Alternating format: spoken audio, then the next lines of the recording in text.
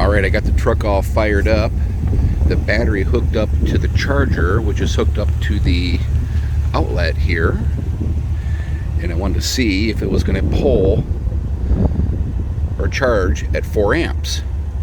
So I've got the battery tender 4 amp charger hooked into the outlet, the center console, which is plugged into the top of the unit here.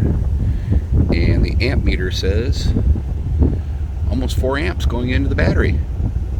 So it's charging. Let's see if I can get a meter reading on here. It was deader than a doornail. 11.6. So basically about 45 watts going into the battery. Right here.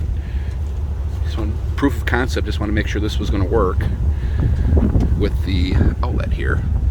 The only thing that didn't work, because this is not a pure sine wave output here, is I can't tell how many watts I'm pulling using this guy.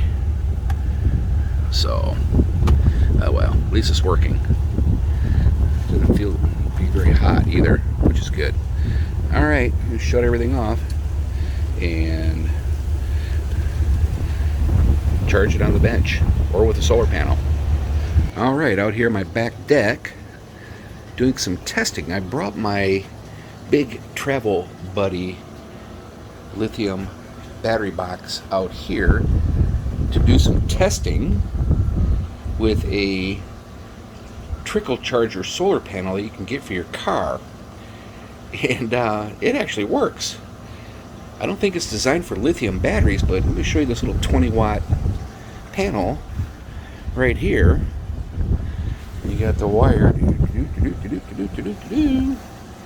goes into the battery here, and look at there, I'm sitting at almost 14.4. I know it's hard to see.